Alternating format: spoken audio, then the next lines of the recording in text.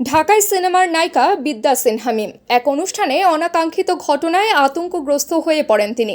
সেই ভিডিও এখন সোশ্যাল মিডিয়ায় ভাইরাল। এক ভিডিও পোস্ট করে একটি গোষ্ঠী দাবি করছে পার্লার উদ্বোধন করতে গিয়ে উগ্রবাদীদের রোষানলে মিম, কিন্তু এ তথ্য সঠিক নয় বলে জানিয়েছেন আমার আছে জল খ্যাত এই অভিনেত্রী। এ বিষয়ে বিদ্যা সিনহা মিম বলেন, বেশ কিছুদিন ধরে ভিডিওটি ফেসবুকে ছড়িয়েছে। এ নিয়ে অনেকেই ভুল বার্তা ছড়াচ্ছেন, বলছেন আমি মবের শিকার, আমাকে উদ্বোধনে বাধা দেওয়া হয়েছে। আসলে তেমন কোনো কিছু আমার সঙ্গে ঘটেনি, সব জায়গাতেই ভক্তদের ভালোবাসা পেয়েছি। 2 মাস আগে একটি জুয়েলারি শোরুম উদ্বোধন করতে গিয়ে ভয়ে আতঙ্কিত হয়েছিলাম, সেই ভিডিও এটি। আমাদের পরবর্তী প্রতিবেদন দেখতে চোখ রাখুন পায়রা নিউজের ইউটিউব চ্যানেলে। তাবাসসুম হকানিকা, পায়রা নিউজ ডেস্ক। আর চ্যানেলটি ভালো লাগলে লাইক, শেয়ার ও সাবস্ক্রাইব করতে ভুলবেন না।